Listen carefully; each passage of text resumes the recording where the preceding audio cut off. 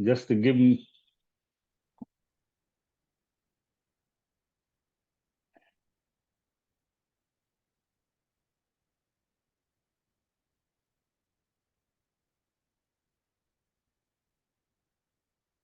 So have you given me option of co-sharing, Yes, Yes, co-host?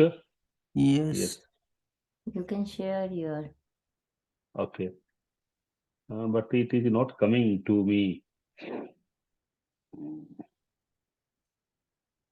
You are already co-host. Mm-hmm. No, it is coming on.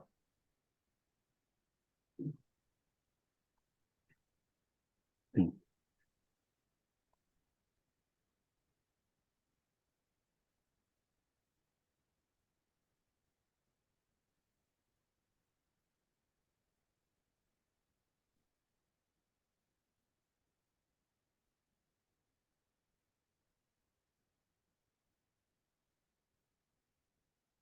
So in the last class we are discussing, if you remember, then we are discussing about the that how there were four schools of Buddhism, mainly Sautantric, Vaibhasik, Yogachar, and Madhyamik.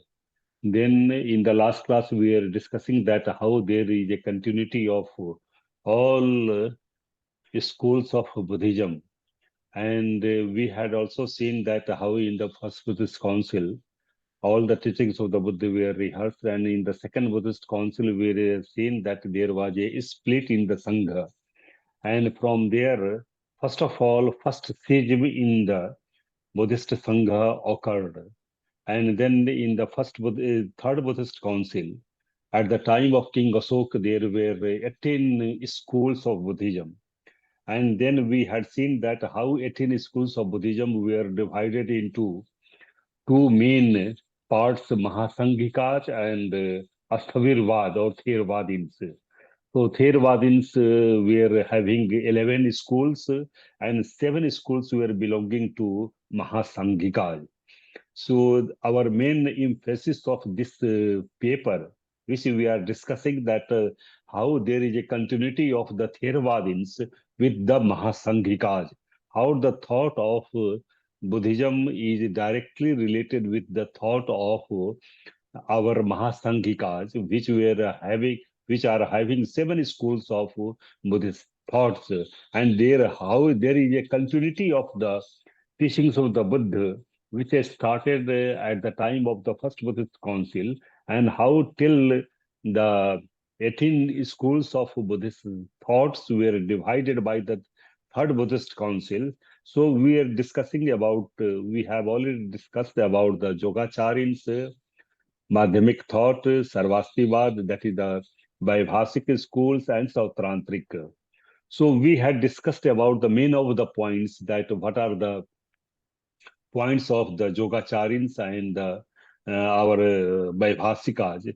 So in the last, when we are discussing, then we had discussed that how Yogachar, Buddhism, whose founder is Maitreya Nath, and how they are thinking that only consciousness is the real one, and others are not real, other things are not real.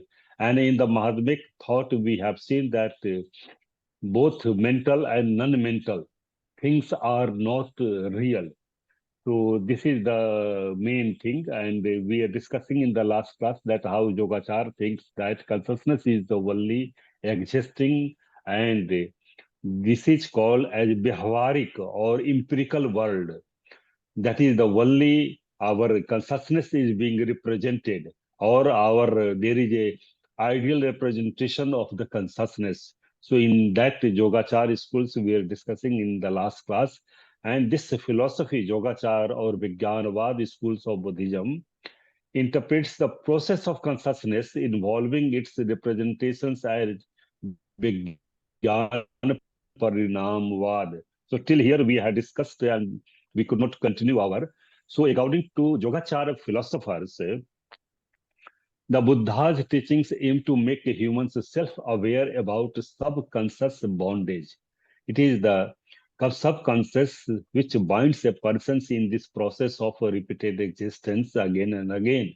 So one can get liberated through this yogic practices or spiritual attainment by concentrations, by the 40 subjects of meditations according to Theravada traditions, but according to our Yogachar traditions, only the concentrations on the consciousness, this can be, or our consciousness can be get liberated. So this was the so as soon as the consciousness is free from beginningless desire, so there until unless there is no end of all the desires, whether they are related with the sensual pleasure, whether there is a desire to remain in this process of repeated existence, and where there is a desire not to remain in this process of repeated existence. This is the only free, you can say, and then one can get a state of eternal bliss. So it becomes free from illusion that world is outside, free from the compulsion of knowing the world from outside. So Yogacharan says that there are two aspects like Klesha Avarana and Gay Avarana. Klesha Avarana is the covering the consciousness by the defiling factors or the kleshas. Kleshas are those immoral states which cover the nature of the reality, that all things are subject to impermanence, all things are subject to suffering, and all dhammas are subject to soulless. This is the kleshas. These are the kleshas. There are 10 types of kleshas in the Theravada traditions, and these are the kleshas which defile our consciousness. And due to these defilements, a person does not know the nature of the reality. So, Yogacharins or Vijnanavadins thinks that these clays, the covering of the defiling factors must be removed, and then the covering of the knowledge can be attained. So there is a process through the yogic attainments or yogic practices, or through the concentration. So one can remove the defiling factors which bind a person from one state to another state. So this is the when consciousness becomes free, it is the dual nature that persons is able to know the nature of the reality. So when the defiling factors are removed, then this state of the consciousness is called as enlightenment, or a person gets a state of bodhi. So after attaining it, it is the Yogachar ideals of Maya. This is the main ideal thought of the Yogacharins. So this is the development theories, and they were development, and in this way we can say that there are so many aspects of the teachings of the Buddha which have been represented in different schools of the thought, but the underlying unity among all the schools is that there are unitary, all the teachings of the Buddha, like Four Noble Truths, Eightfold Path, Law of Dependent Originations, or Law of Karma and Rebirth, and others, they are thinking. But according to non-Buddhist sects, which says that all things are eternal or all things are annihilated, that is the Sasvatbad or Uchchedabad, that is school which thinks that everything is eternal and everything is annihilated. So this is the non-Buddhist sects which are thinking like this. So this is the, you can say, and we have already seen that how all schools of Buddhist sects think that a man is a composition of panch skandhas or five aggregates, namely Rupa Skanda, Vedana Skanda, Sangya Skanda, Sankhara Skanda, and Vijnana Skanda. So this Pudgal has no essence. We have already discussed that there is no permanent entity in the personality of a being. We call any persons for the sake of naming any persons or give any designations to any persons like Nagsen, Sursen, Birsen, Sihasen, only for calling those persons. But na heta puggalo pulavati, there is no permanent entity in the personality of a being. So this is called as Nairatmavad, that the school which thinks that there is no permanent entity or there is no pudgal or there is no any jeev or the soul in the personality of a being. So entire Buddhist traditions can be called as Naratmavad. So all the four major Buddhist schools of thought like Vaibhasik, Sautantric, Madhyamik and Yogachar, they accept the theory Nairatmavad. All schools of Buddhist thought agree with the statement that there is no permanent entity in the personality of a being. So in that way, there is that philosophy which started in the Madhyamik thought, like Madhyamakarika, in which Acharya Nagarjuna, which says that all things are essenceless.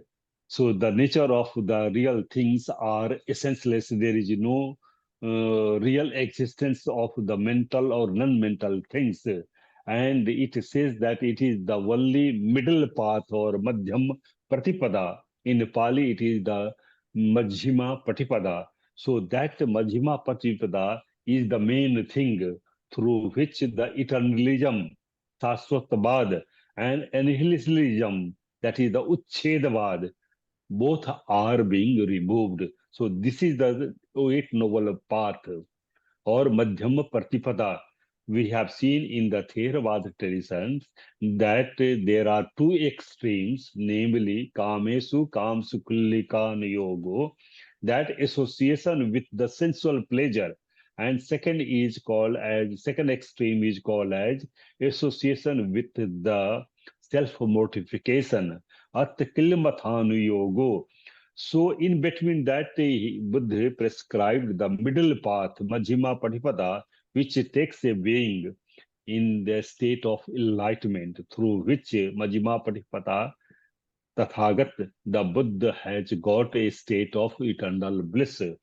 But here, Madhyama Patipada says that there is no Saswatabad.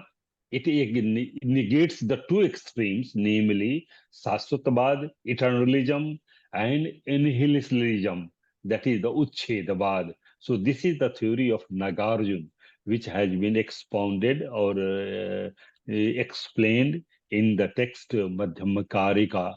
And later on, the philosophers or acharyas, Chandrakirti, in the Madhyamaka avatar, he has elaborated this theory of Madhyama Pratipada in different manner. So this Sunyata, which means that there is a Pudgal Nairatma.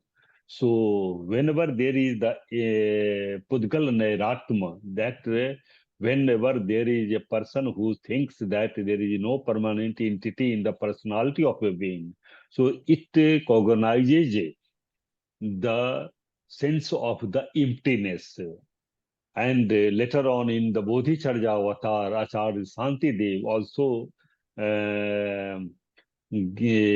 promotes the development of the Bodhicitta, that is the seed of the enlightenment or consciousness of the enlightenment. And for that, he gives the two aspects of Bodhicitta, namely Paramartha Bodhicitta and Samvriti Bodhicitta. Through the Paramartha Bodhicitta, a person cognizes this emptiness, that all things are subject to impermanence, all things are subject to suffering, and all dhammas are subject to soulless. This is called as Paramartha Bodhicitta in the Bodhicharya avatar.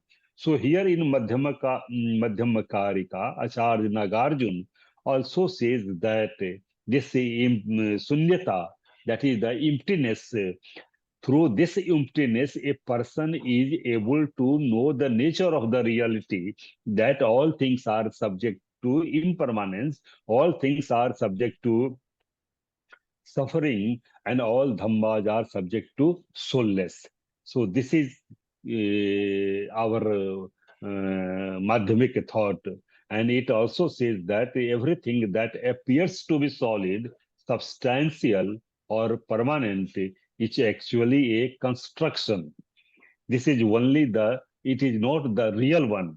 It is only a, you can say, construction.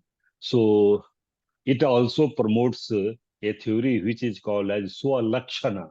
Swalakshana means that all dharmas are distinct from each other and they are momentary. They do not stay at one place. So they are called as a momentary. And this theory of momentary is called as a momentariness, chan bhangurata, that all things are subjected to change at every moment, and there are altogether thoughts, moments which are also changing. So they appear for a moment and perish. We have already seen that law of dependent originations. It is said that everything is there is no self-independent entity. Everything comes into existence dependent on some cause and conditions, that is the hetu and the pratyaya. So a thing which appears and which after some moments it disappears or it perishes. So this is the Lakshana Dharma, and it is said that the stream of such momentariness or momentary dharma is the only real one, or those things which are visible, they are not real. So appearance of any sanghat or the aggregate, namely Rupaskandha, Vedanaskandha, Sangyaskandha, Sankharaskandha, and Vijnanaskandha, as having continuity and extension, is merely a conceptual construct that is called as Vikalpa. So there are some of the technical terms which have been given in Sanskrit. So like Panchaskandha, Swalakshana, or Vikalpa. So here it is said that this is the Aham or self. This is the name of the construct made out of the different skandhas, which are series of moments. So we have seen in the Milinda Pahiyo also that it is said that Jatha yang sambhara hoti saddorototi evam khandesu hoti sattoti samutti. Just like the parts of the chariot make a name of the chariot, in the same way, the five aggregates make a personality of a human being, that is called as sattva, or a human being. So this, but again, the Yogacharyas who accept the Madhyamik theory of universal nothingness, that is the emptiness or sunyata, through the sunyata, a person is able to know about the that all things are subject to soulless, that is the Nairatmavada. But Yogacharyans mold it into a particular form as per their intellectual inclination. All things or being may be unreal or speculative. So this is the Yogacharyans or the Jnanvadins. But the very act of speculation or thinking cannot be real. So all things or beings of a dream cannot be unreal, but the experience of the dream, which constructs and projects these things, cannot be unreal. So this is the most important thing, that Yogacharyans say that the things or the being of a dream, which can be unreal, but the experience of the dream, which constructs and projects these things, cannot be unreal. So this is according to Yogacharyas. The fact of thinking, experiencing, imagining, speculating, and dreaming cannot be denied. So these are the phenomena which are taking place. But the Yogacharyans, it is essential to free the consciousness from the appeared duality. of seer and seen, knower and the known. So it is called as grahya sunyata. So this is the theory you can say. So the theory of sunyata, there are three aspects related with the Pudgal sunyata, drishti sunyata, and grahak sunyata.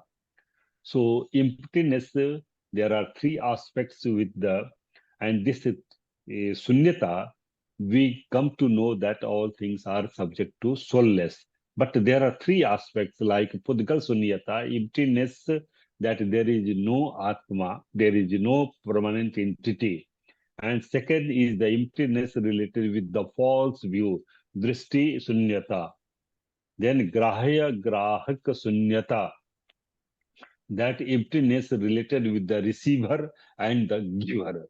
So this is the principle of Pratitya Samutpad, and this is and we have already seen that in the law of dependent originations, that everything is self-dependent entity. Whatever the things which comes into existence, they are based upon some cause and conditions. So here, the birth, decay, and the death, jati, jara, and the maran only constitute the cycle of the life, that is the Bhauchak Parampara, and it is the summary of all human worldly existence. So this is the some of the things which we are, and there are four noble truths which are coming in Theravada traditions also, for Madhyamik and Yogacharins and Sautrantic and Vaibhasikas, they are all four noble truths, that there is a suffering, there is a cause of suffering, there is a cessation of suffering, and there is a path which leads towards a cessation of suffering. So these four schools, four noble truths are common to all schools of Buddhism. So we are not going to discuss all these four schools of but the principle of Pratyek Samutpad as a metaphysical principles which are available in all four schools. And when metaphysical interest took over pure moral interest, the law of Pratyek Samutpad became a universal law of causation. So here it is said that that whenever there is a metaphysics, means that when the mind is controlled through the moral actions, the Prakriti Samutapad, because the law of the karma is directly related with the law of dependent originations also. So we have seen that there are 12 links in the law of dependent originations. अविद्या पचे संखारा संखारा पचे बियान बियान पचे नाम रूप पचे फस्सो फस्सो पचे वेदना वेदना पचे तन्हा तन्हा पचे उपादान उपादान पचे भव भव पचे जाति जाति पचे जरा मरण. So these are the 12 links. So these 12 links are universal law of dependent originations. So this whatever the actions, whether they are moral or immoral, they are being guided by the law of dependent originations or the law of causality, that all things are causally related with one another. So this happens through depending upon that we have seen in the Majjhima Nikaya. It has been said, imasmim sati idam hoti, imasmim asati idam na hoti, imas upada idam upajjati, imas nirodha idam nirojjati. In the same way, in the Madhyamik thought, or Acharya Nagarjuna in his Madhyama Karika says that idam pratitya idam bhavati, that dependent on then this, there is the existence of this. So same has been also said in our, so it shows that there is a continuity of the all Buddhist thoughts or the teachings of the Buddha, which have been established by the Buddha himself. So there is a continuity of these, but only there is a difference in the interpretations by the acharyas. So here Nagarjuna and Chandrakirti says that if cause and effect are entirely distinct, so there are differences that how these things in the Pali Suttas we find that Hetu and the Pachya, that is the cause and conditions, they are taking place one together. But here Nagarjuna and Chandrakirti says that if cause and effect are entirely distinct and completely different from one another, then how it is there is a causally, or there both these two things are causally related, or in another way, how is causality possible? So if the hetu and the pratyaya, cause and the conditions are the different, how there is a causality which is possible?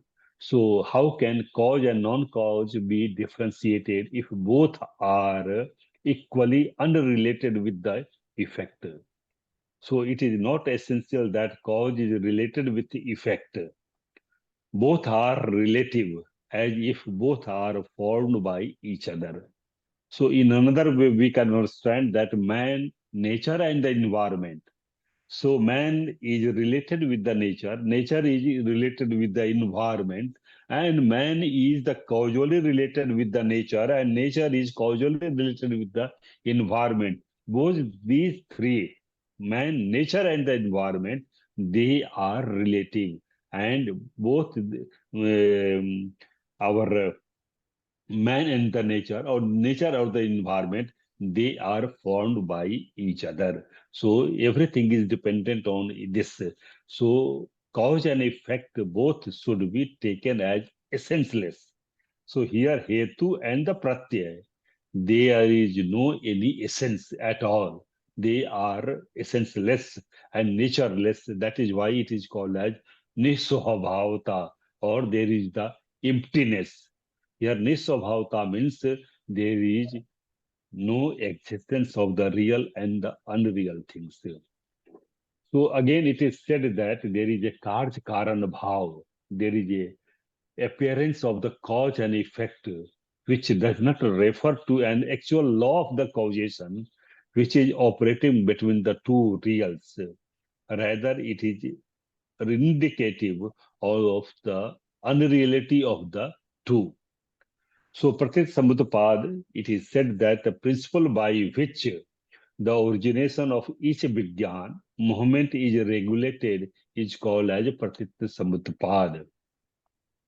Again, Yogacharins, this is the Madhyamik, but the Yogacharin philosophy considers Vigyan as the only real thing.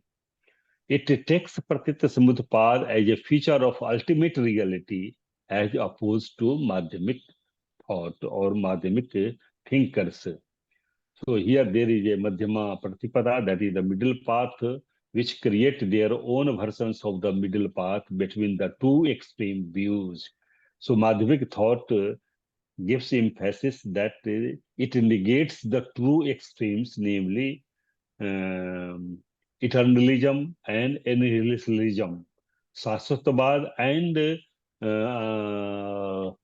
Uchchedavad. So, but in the Yogacharins, it says the theory of universal momentariness of the things, and at the same time, it claims that it is in the middle of two extremes like nihilism and externalism. Nihilism and externalism. So, theory of Pratit Samutpad is a compromise or the adjustment between the two extremes, namely eternalism and annihilationism.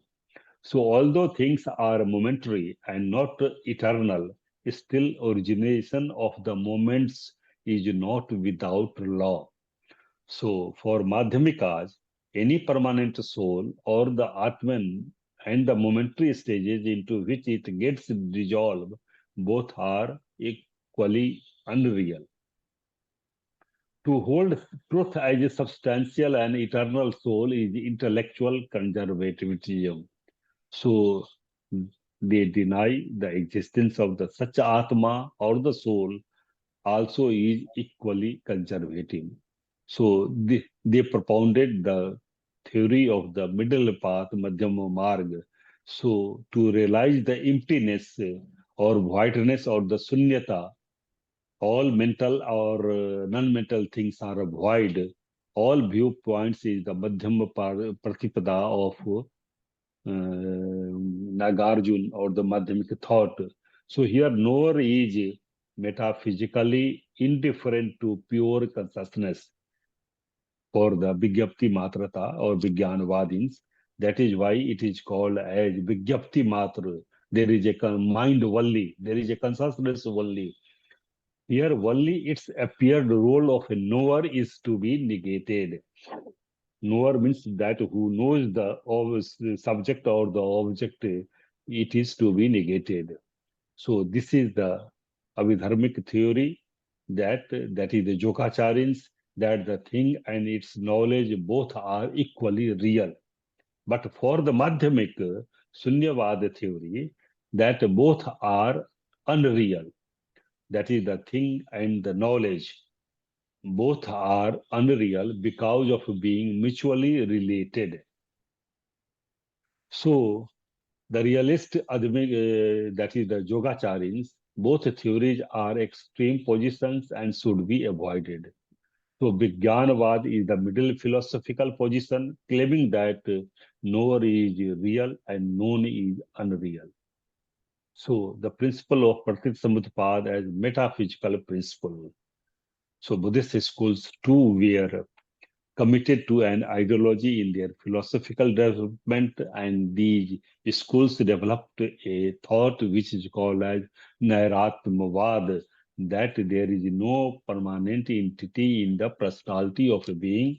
So theory of the sunyata or the emptiness or wideness and pratit samutpad and the madhyam pratipada, that is the middle path. So we have already discussed what is the Nairatmavad. It is not a mere theoretical enterprise, but a philosophy of life as a well, because it negates the existence of the permanent entity in the personality of a being. So the goal of Nirvana or Attadipa Bhava cannot be actualized without going beyond the lower demands of the body and mind.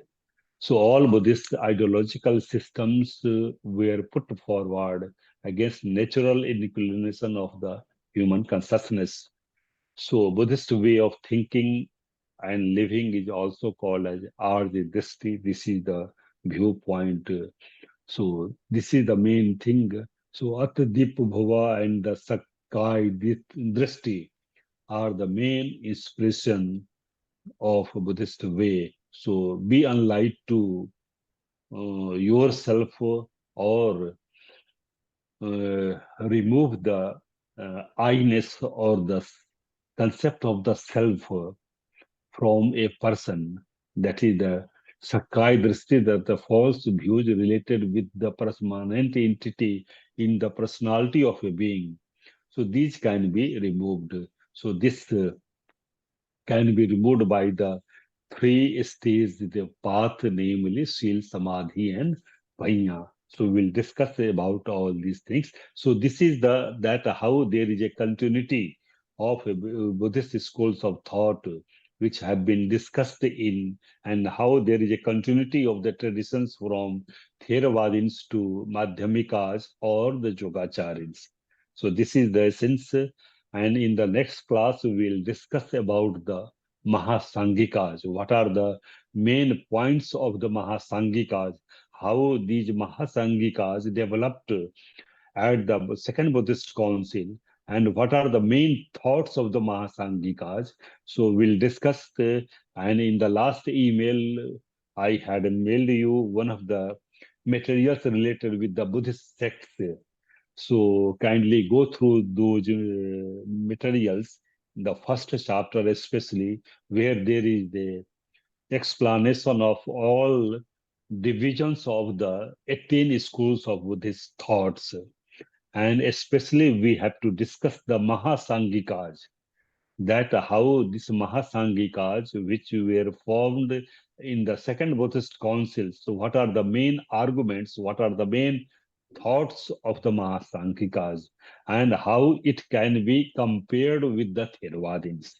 So this is the main essence of our paper, to compare the teachings of the Buddha available in the Theravada traditions with the Mahasankikas thought. So if you have any question, you can ask.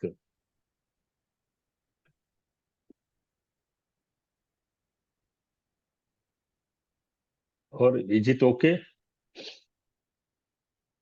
Okay, Professor. I think I don't have any question. If someone have, please ask. So this is the only introduction which I have given you, that how there were 18 schools of Buddhist thought, and for that I have given you the materials, reading materials also.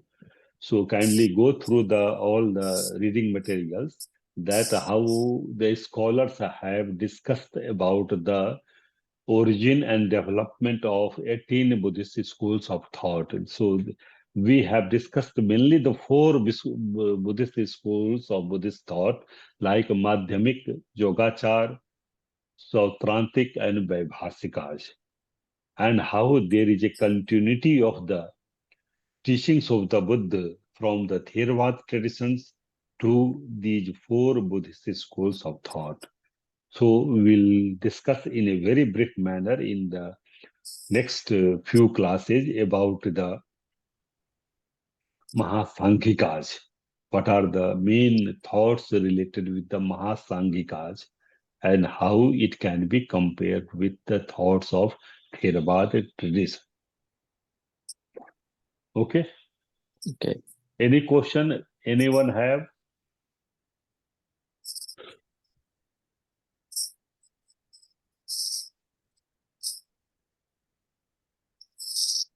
So, okay, in the next class, we'll discuss again on the next Wednesday. We'll meet together. Okay. Okay, thank you very much. Take care. Thank you very much. Thank you And very wish much. you all the best for Thank you this. very much, Professor. So wish you all, and congratulations to all who have passed the examinations, and you can improve it in the next year final exam. Okay, all the best. See you again. See you. Thank Thank you you very very much. much, Thank you. Professor. Okay.